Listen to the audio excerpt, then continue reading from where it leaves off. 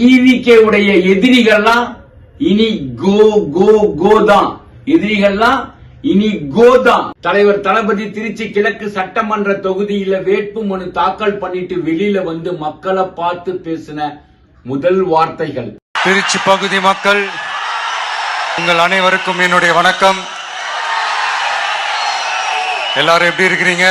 இன்னைக்கு talk of the down என்னன்னா, திருச்சியில இருக்கிற திமுக அமைச்சருடைய ஊழலை பத்தி அவர் பேசினதுதான்.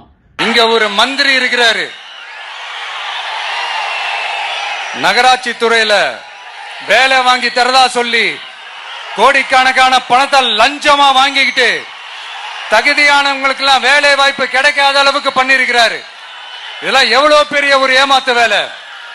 அதனால நம்ம தம்பி தங்கைகளே, உங்களுக்கு இந்த வேலை வாய்ப்பை பறிச்ச இந்த ஸ்டாலின் சார் சர்க்காரை என்ன பண்ணலாம்?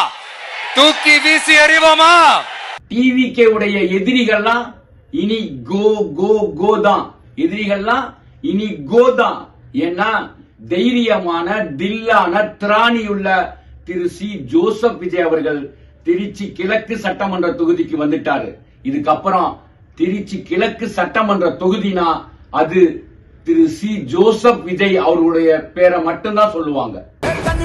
படிச்சு வரான், விசில் ஒண்ணு அடிச்சு வரான், தடைய வச்சா உடச்சு வரான் தளபதி. தப்பு நடந்தா உருமு சின்ன வெற்றி அடைஞ்சா ஒலிக்கு சின்ன தளபதிக்கே பிறந்த சின்ன விசிலடி.